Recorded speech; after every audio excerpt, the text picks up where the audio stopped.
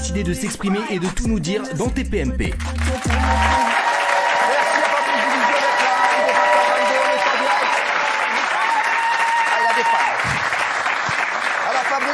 Merci d'être là, merci de répondre à nos questions, parce que c'est vrai que, voilà, il y a plein de choses sur lesquelles on est d'accord avec vous, il y a plein de choses sur lesquelles on n'est pas d'accord avec vous, mais vous êtes quand même, faites partie de la famille. Et c'est vrai que, voilà, voilà, ça nous a fait de la peine, tout ce qui a circulé sur vous, toutes les déclarations que vous avez fait également sur Twitter. Alors, déjà, on va revenir sur ce qui a été dit dans le JDD, parce que ça a été un moment difficile pour vous. Alors, les accusations du JDD... En fait, c'est pas... On va dire, parce que personne... voilà, c'est comme la presse, c'est très polluée, on va pas se mentir. Hein. Oui. C'est vrai, voilà, on parlait de causeurs, on parlait de la presse. Aujourd'hui, bon, voilà, il y a des journaux qui sont... Voilà, qui arrivent à s'en sortir, mais c'est compliqué pour la presse. Alors, Fabrice, vous êtes présenté comme le défenseur des antipasses et des antivax. Ça vous dérange pas ? Tant que je suis présenté comme défenseur, ça me va très bien. D'accord, même de l'équipe de France, merci. Et le GDD, il révèle les dessous de l'activisme de Fabrice Divisio, un activisme qui, d'après leur enquête, rapporte gros. Vous pratiqueriez depuis 1 an le harcèlement judiciaire, c'est ce qu'ils ont dit. Ça veut dire quoi ? C'est quoi harcèlement judiciaire ? Sur quoi ? Je sais pas. Moi, ce que je sais, c'est que depuis 1 an, je me mets au service gratuitement de tous ceux qui me l'ont demandé, qui sont soignants en particulier, parce que par exemple, le JDD continuait à vendre ses articles pendant le confinement. Moi, je défendais absolument gratuitement tous ceux qui me l'ont demandé de l'être soignant aux professeurs de médecine. Chacun comprendra. Vous seriez à l'origine de 16 500 plaintes déposées devant la Cour de justice de la République. C'est totalement faux. C'est quoi ça ? C'est totalement faux. C'est une association en 1901 qui a été créée. Et cette association, effectivement, permet aux citoyens d'exercer la violence légitime par le dépôt de plainte. Donc ça, je rappelle que je ne suis pas le seul à l'avoir fait. C'est pas moi qui le fais. C'est une association complètement distincte de mon cabinet. Légalement, de manière complètement légale. Donc c'est vous qui avez déposé ces 16 500 Non, c'est pas moi, c'est les citoyens qui ont déposé les plaintes devant la Cour de justice. Pourquoi ils disent que c'est vous ? Mais ça, je sais pas pourquoi ils disent que c'est moi. Les mecs, à chaque fois qu'ils viennent, ils disent c'est Fabrice Divisio. Si vous voulez, il y a un truc qui est très important. Regardez, ils vous disent que je suis à l'origine de la création du collectif de médecins C19. Ouais. Mais c'est complètement débile. Enfin, je veux dire, ça fait 1 an et demi qu'ils les interrogent, le collectif C19. C'est un collectif de médecins qui s'est créé, que j'ai défendu. J'ai pas de lien avec eux. Alors, vous seriez à l'origine de la mise en examen d'Agnès Buzyn ? Bah, ça, c'est vrai. Ah oui ? Oui, c'est vrai, parce que c'est les premières plaintes qu'on a déposées. C'est nous qui avons déposé les premières plaintes. Je veux dire, et on a toujours dit que pour ce qui nous concerne, on a toujours respecté la présomption d'innocence. Donc que nous, il ne serait pas question de spéculer sur quoi que ce soit, mais qu'on avait un droit constitutionnel de saisir la Cour de justice, on l'a fait. Point. Alors, vous seriez aussi à l'origine de la perquisition chez Olivier Véran, Édouard Philippe et Sibeth Ndiaye ? Alors Sibeth Ndiaye, non. Mais Édouard Philippe et Olivier Véran, oui. D'accord. Non, parce que c'est peut-être important pour la suite de savoir tout ça. J'ai pas déposé de plainte contre Sibeth Ndiaye. Ils font des révélations également sur votre business, Fabrice Divisio.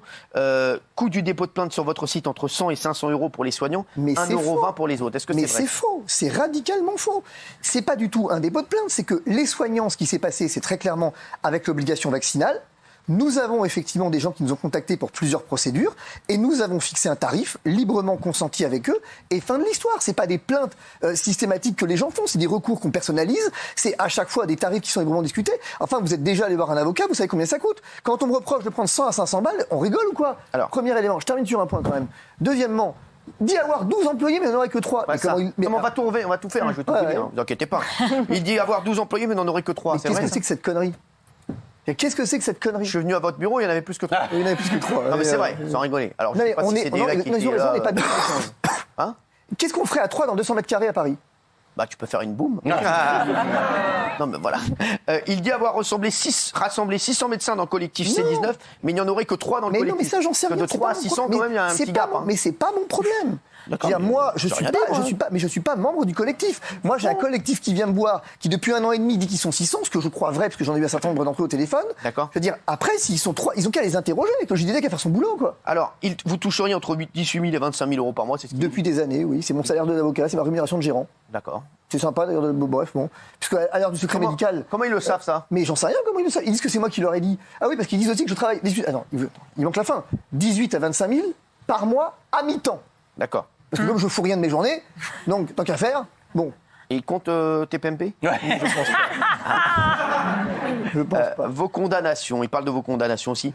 Motif avoir présenté une collaboratrice comme avocate alors qu'elle n'était pas inscrite au barreau.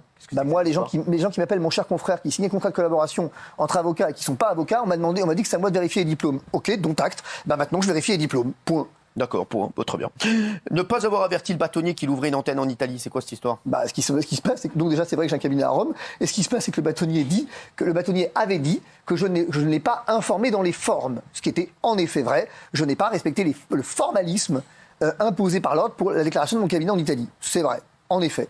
Et vous avez été condamné à 18 mois d'interdiction d'exercice en juillet 2015 de la profession d'avocat. Pourquoi? Et 6 mois. Pourquoi? Parce que je ne me suis pas présenté. Je me suis présenté à rien. Les cordonniers sont les plus mal chaussés. Je l'ai dit à l'Express. À leur place, je me serais radié. Parce que quand on ne se présente pas à des audiences disciplinaires, quand on ne se présente pas à des enquêtes qui sont faites, il ne faut pas s'étonner après que les gens, effectivement, voilà, je me suis défendu comme une merde. Je me suis vendu comme une merde. Mais défendu de quoi? Défendu de quoi? Défendu des accusations qui étaient contre moi. L'accusations sur la collaboratrice, sur. Je me suis laissé. Ça. Donc je me suis pas présenté. Je peux pas demander à des gens. Et du coup, quand je suis passé en appel, du coup, je me suis présenté cette fois, et ça a donné ça. D'accord, très bien. On a aussi, vous avez obtenu 6 mois avec sursis après, et le 14 septembre, sur Twitter, vous avez annoncé votre retrait de la vie publique. Terminé. C'est quoi? Vous en aviez ras-le-bol de tout ça, d'être trop... C'est pas que j'en ai ras-le-bol, si vous voulez. Il y a que 2 façons de faire. Moi, contrairement à Éric Zemmour, contrairement à un certain nombre de personnages publics, je ne me nourris pas, si vous voulez, de la vindicte, et c'est pas du tout mon objectif. Moi, je crois dans ce que je fais. C'est la première réalité. Vous avez été dépassé par tout ce qui s'est passé à cause de... Enfin, grâce à TPMP... Non, TPMP, c'est autre chose, je vais y venir. Mais dépasser, c'est pas ça. C'est qu'à un moment donné, je me suis pris un certain nombre d'articles successifs dans la gueule, pour faire simple. Et bon, j'ai des enfants, voilà, je me balade avec un service de protection approché depuis des mois. Donc, à un moment donné, vous vous dites, ça s'arrête quand? Et donc, pour que ça s'arrête... Vous avez reçu beaucoup de menaces? Beaucoup, le mot est faible. Beaucoup, le mot est faible. On vous dit quoi? Particulièrement depuis que je défends Raoult. On vous dit quoi? Qu'ils allaient faire rouler ma tête, en gros, effectivement, qu'ils savaient où j'habitais, qu'ils savaient où étaient scolarisés mes enfants, que défendre des charlatans, il fallait forcément il fallait que je me doute qu'est-ce qui allait arriver. Enfin, voilà. Donc, bon. Donc, à un moment donné, vous vous dites, je fais quoi? Est-ce que je continue comme ça pendant des années? Ou est-ce que, si j'arrête, ça s'arrête? C'est ça l'idée. Moi, je demanderai à la personne. J'ai OK, le combat dans lequel je crois, je continue d'y croire, ce combat contre le pass sanitaire, et c'est mon droit. Et à partir de là, je me suis dit, je vais organiser les choses différemment. Sauf que, je me suis aperçu d'un truc entre les deux, qui me pose un problème énorme. C'est qu'en fait, depuis que j'ai dit que j'arrêtais, les attaques, elles se sont multipliées. En fait, BFM fait des enquêtes sur moi, on me parle d'une enquête déontologique, ça c'est extraordinaire. On me parle d'une enquête déontologique contre moi, je dis, ben non, c'est pas vrai, l'ordre m'a écrit que c'était pas vrai. L'ordre me dit m'écrit que c'est pas vrai. Je ne peux pas produire le courrier parce que c'est couvert par le secret des correspondances. Et le journaliste me dit, ah, si vous ne le prouvez pas...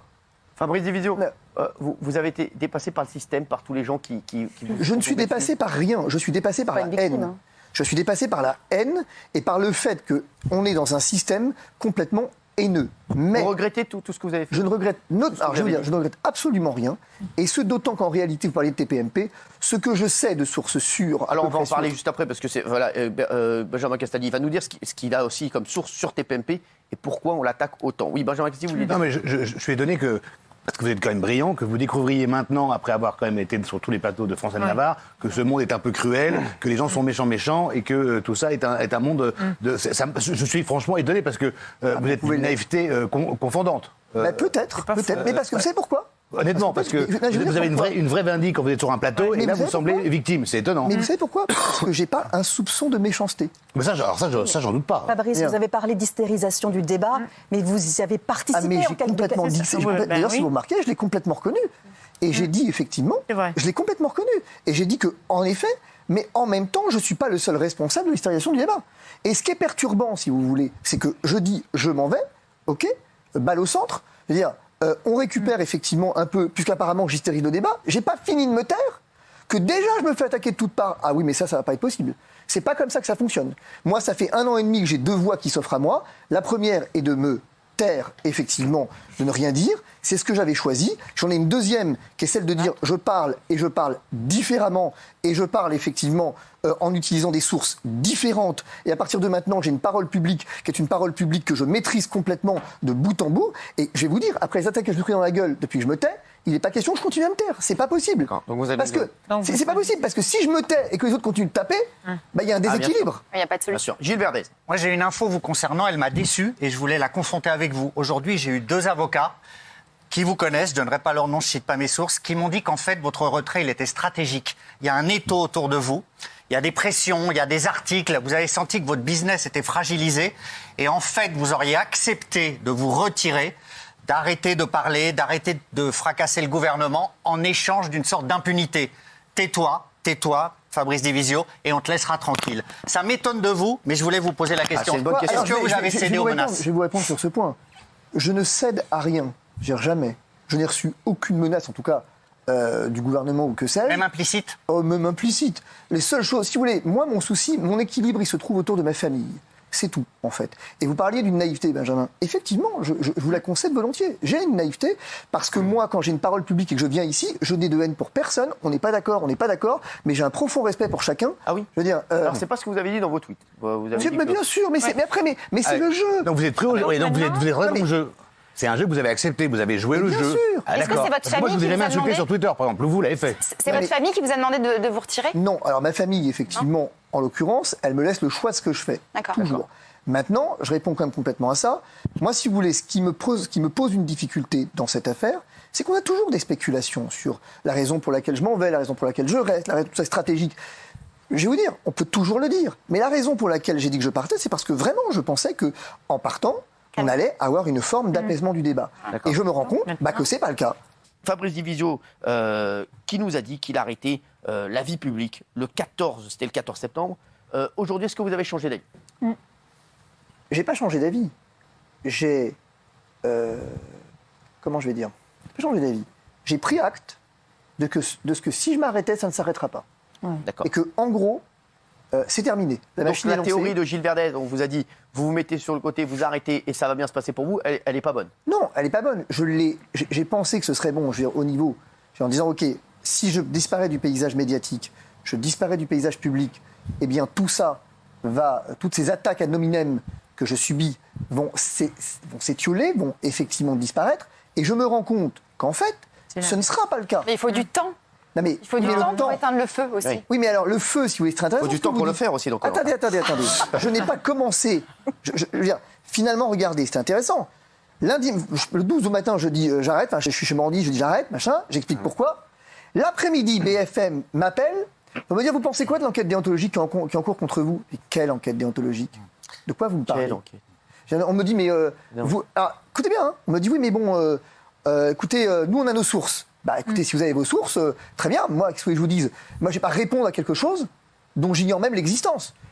Et tout part comme ça. Aujourd'hui, de toute façon, c'est plus possible de répondre. Alors, donc, tact, si je termine juste là-dessus. Juste pour vous dire quoi? Que pour répondre à cette question, mon propos, il est très clair.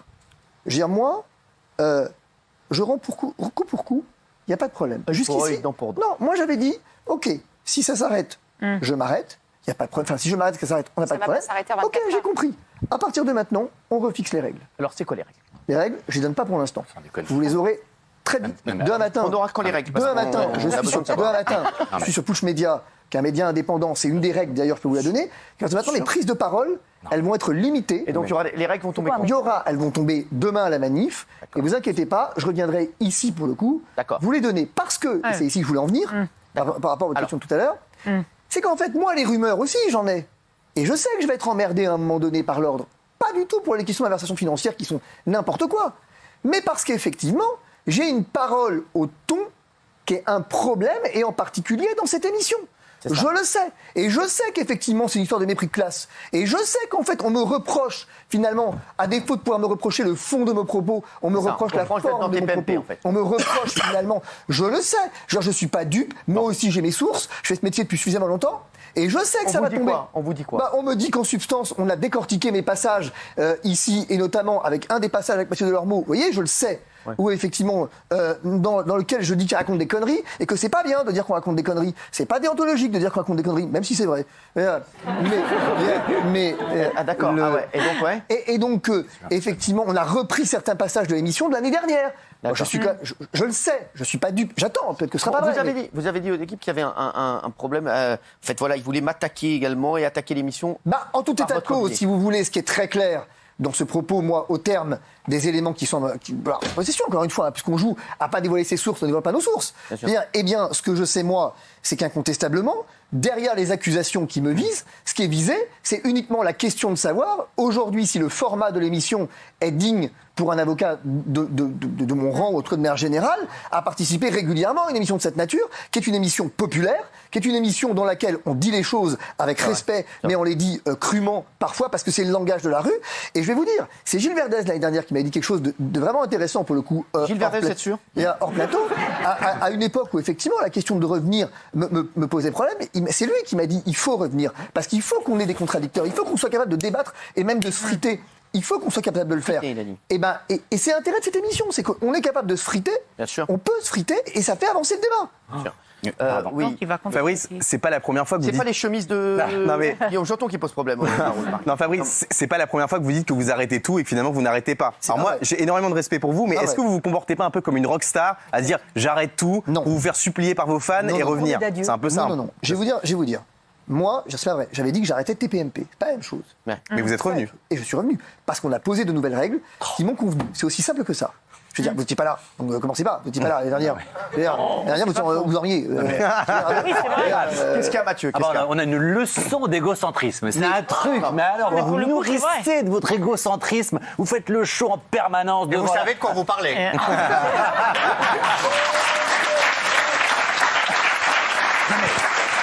Il y a des gens qui enquêtent derrière et qui chercheraient ce qui se passe autour de vous. Et puis il y a aussi... Alors lundi, j'annonce mon départ. C'est la Madonna du barreau. J'annonce mon départ lundi. Puis mardi, j'annonce que peut-être je reviens. Et attention, aujourd'hui, il annonce que demain, il donnera ses conditions. Écoutez bien. Soyez à l'écoute. Soyez à l'écoute. Demain, Fabrice Division donnera ses conditions du retour ou du départ. Non mais ça c'est intéressant. C'est génial. Mais ça c'est génial parce qu'en fait c'est débile. C'est débile mais c'est drôle. Voilà. C'est génial parce que c'est génial d'avoir quelqu'un qui se ridiculise comme ça en plateau. Parce que pour le coup, effectivement, moi ce que je suis en train de vous dire, ce que je suis en train d'expliquer à ce gentil monsieur à côté de moi, je veux dire, c'est simple. C'est qu'à un moment donné, quand vous vous faites défoncer par JDD, vous vous faites défoncer par l'Express, vous vous faites défoncer par des menaces de mort en permanence, arrivé à un moment donné, vous vous dites ok, non, mais c'est vrai qu'il a pris beaucoup de trucs dans la gueule là. J'ai compris. Il se met en scène en permanence. Et puis ce qui est marrant, c'est qu'il se met tout le temps en scène pour. Donc parce qu'on se met en scène, c'est normal d'en sortir des menaces de mort. Donc mais quel rapport avec les menaces de mort? Tout ce que je dis, c'est que le JDD sort des accusations. Je ne sais pas si c'est vrai ou faux. J'en sais rien. Mais vous qui êtes tout le temps en grande gueule, au moment où tout d'un coup on commence à vous accuser, hop, vous m'en vais et puis comme ça elle disparaît, on n'en parle plus. Ça n'a rien à voir. Vous racontez n'importe quoi. Vous racontez n'importe quoi parce qu'effectivement vous n'étiez pas là l'année dernière et que vous ne connaissez pas. Alors de grâce, évitez de raconter n'importe quoi. Parce que concrètement, effectivement, le problème qui se pose depuis un an, en tout cas depuis quelques mois maintenant, c'est que nous avons une hystérisation. J'en conviens que c'est les règles du jeu et que j'y ai sans doute contribué. À la différence, c'est que j'ai menacé personne pour ce qui me concerne. À la différence, c'est que j'ai pas envoyé de mail de menace de mort pour ce qui me concerne. C'est ça la différence. À la différence, c'est que je vais pas aller effectivement sortir les poubelles des uns et des autres. Alors tant mieux si vous êtes habitués, moi non. Et je suis désolé d'avoir encore du mal à m'y habituer. Alors, on va passer à la dernière partie de l'émission. Merci. Oui, très vite, dernière question parce qu'on a. Il y a la retraite de la vie publique, mais apparemment vous avez mis en vente votre étude d'avocat. Non. C'est pas vrai ça. Non. D'accord. Qu'est-ce que vous dites? Je dis qu'apparemment il avait mis en vente son étude d'avocat. Je ne peux pas mettre en vente. C'est pas une voiture. Hein. Je vous pose la question. Ça, il a pas mis sur le bon point. Oui. Fabrice, il y a un dossier sur lequel vous n'êtes pas clair du tout. C'est ce qui concerne le barreau de Paris, vos collègues avocats. Parce que vous dites, j'ai la preuve que le Conseil de l'Ordre n'a pas diligenté une enquête contre moi. Oui. Mais selon mes informations, il y a un examen approfondi de vous qui est en cours. Mais c'est pas selon vos informations. Non, mais répondez-moi. Mais c'est extraordinaire. Y a-t-il un examen approfondi de vos affaires qui est en cours? Et alors, d'accord. Donc vous confirmez? D'abord, première chose, non, je ne confirme rien. Selon vos informations, elles sont sur France Info. Génial, les infos. Vos infos, c'est France Info. Un examen approfondi. C'est marqué France Info. Mais c'est France Info qui le dit. Non, dites-moi. Fabrice, est-ce qu'il y a... Et qu'est-ce qu'a répondu? Et qu'est-ce qu'a répondu le barreau? Il n'y a pas d'enquête. Mais ça, vous ne répondez pas à la question. Il n'y a pas d'enquête. Je n'en sais rien. Est-ce qu'il y a un examen approfondi? Je n'en sais rien. Je vous ai répondu. Moi, je sais que oui. Bah, vous voyez, il sait que oui. Et donc, il balance son public. Attendez. Vous voyez ce qui se pile. Attendez, vous voyez ce qui se passe Le mec, il est 20h, il balance en public que je suis objet d'une enquête, selon ses sources, un examen approfondi. Non mais pour arrêter les conneries à un moment donné. Et comment voulez-vous que je me défende face à ça? Eh ben, je vais vous montrer. Parce que vous n'avez pas de défense. S'il vous plaît, Fabrice, il y a pas mal de gens qui posent cette question. Est-ce que vous assumez d'avoir comparé le pass sanitaire à un viol en disant vous avez 16-18 ans, vous êtes en relation avec quelqu'un, un jour il va vous dire quand tu veux sortir, tu me demandes l'autorisation, mais d'abord je veux un acte sexuel, c'est pour combien pour que tu sois libre. Ah mais j'assume complètement, absolument. Ça crée beaucoup de parliez d'hystérie et vous non mais attendez. une comparaison qui est odieuse quand même. La comparaison, est-ce qu'elle est légale ou est-ce qu'elle l'est pas? Oui. Oui, elle est légale. Ah, ça n'a rien à voir. Attendez, est-ce qu'on a le droit de débattre? Est-ce qu'on a le droit de débattre d'une comparaison ou pas? Vous savez très bien qu'en disant ça, il y a des femmes qui nous regardent, ou des hommes peut-être, qui ont été violés et qui vont, dans leur chair, ne pas supporter ce que vous venez de dire. Comparer un pass sanitaire qui a une vocation, on l'adhère ou on n'adhère pas, mais la vocation du pass sanitaire, c'est de protéger les gens. Ça, le viol, c'est pas pour protéger. Ça, c'est vous qui dites. On l'adhère ou pas? Je dis qu'effectivement, en philosophie morale, les choses sont très claires. Ce que je fais, c'est de la philosophie morale. Et que moi, j'y peux absolument rien si vous avez choisi de déporter le débat sur le terrain de l'émotion en permanence et jamais sur le terrain de la raison. Et que si on doit se limiter à chaque fois sur notre prise de parole en se disant mais comment est-ce que mon propos va être accueilli par l'autre sur le plan émotionnel, et vous savez, quand on utilise le mot viol, vous allez justement Fabrice sera de retour certainement mardi pour nous fixer les règles du jeu. Ah, vous les connaissez avant parce qu'ils les annoncent demain à 14h10. Non. Attention. C'est drôle. Allez, en conclusion, ce que j'aime dans cette émission quand même, et qui quand même, il y a un élément quand même, c'est que quand même, finalement, on est capable de raconter des débilités. Je veux dire, vous en savez quelque chose. C'est certain, cher ami, effectivement. Vous savez, je suis un petit peu plus longtemps que vous l'année dernière, pour le coup. Et en l'occurrence, ce que je veux dire ici aujourd'hui, c'est que ce mépris dans lequel vous me tenez, eh ben, tout à l'heure, vous parliez de cette comparaison. Et là, qu'est-ce qu'il fait depuis tout à l'heure? Qu'est-ce qu'il fait finalement depuis tout à l'heure, sinon distiller le mépris? C'est ça la vérité. C'est qu'on explique tout à l'heure. Je termine sur ce point. On explique juste que fondamentalement, il y a quand même à un moment donné une pression absolument incommensurable que je subis, et on a quelqu'un qui se fout de ma gueule. Pardon? Oh non, non, bien sûr que non. Certainement pas. Et il en est fier parce qu'il se trouve drôle. Et ben moi je dis que quand on se trouve drôle, la souffrance des autres, c'est un problème. Non mais c'est vrai. Voilà. Alors, rire de la souffrance des autres, c'est toujours un problème. Alors ça vous grandit pas tellement et vous êtes déjà pas très grand. Voilà,